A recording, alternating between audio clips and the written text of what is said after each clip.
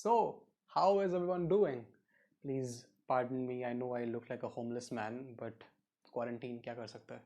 So yeah, I have been away for quite a few days now, and it's because I was having a phase of mine. So for most of you guys who don't know, I have a problem of migraine.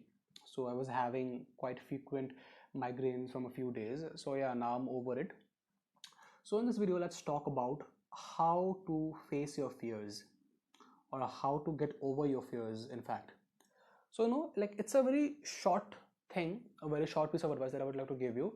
The advice is, if you want to get over your fear, there's no way other than to get into that. Fine. So what I want you to do is, I want you to practice that fear, or going into that fear, in a safe environment and on a very small scale, right? I guess I have mentioned this earlier in my videos also. So what you do is, for example, if you have a fear of public speaking, what you do is, you gather a small group of friends who you know will not judge you, but who you should tell that, okay, fine, if I fuck up, if I do any mistake, please correct me. Fine. And then start speaking or say anything in front of them. That's a practice of the fear, or practice going into that fear on a very small scale and in a safe environment. So in any of these things, and be it any physical activity or task, or be it the fear of tackling or coming face to face with your own thoughts, because many people have this thing, they can't confront themselves, they don't want to confront themselves, they don't want to confront their own thoughts, and they just think that, okay, fine, I'm having this particular thought and I can get myself around this by not confronting this. You can never do that. For you to get over that thought, or the fear of, like, what will happen if I just think about this thought, or what will happen if this thought comes to me, I'll be in a very bad mood. You can never get over it until and unless you practice it.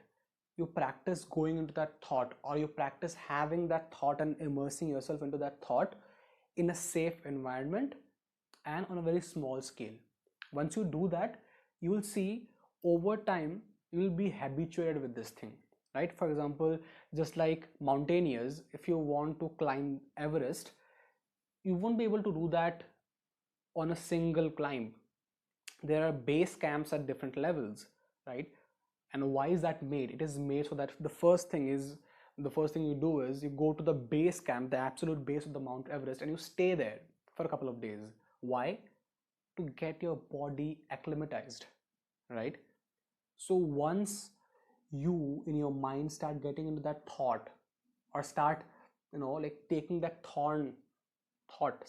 bite horns, literally, what happens is, your mind gets acquainted with the fact that, okay, fine, this is normal, this is a normal thought, and I have been practicing it. And the more you practice it, the more you'll be confident in practicing this, and you won't be scared.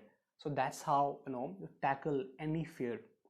That's how you get over the fear of doing any particular physical task, or that's how you tackle the fear of having a certain thought.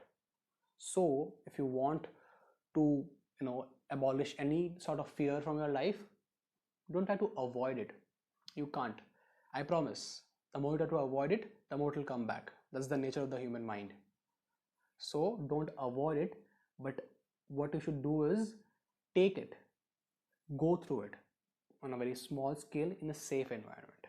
So yeah, with that, bye.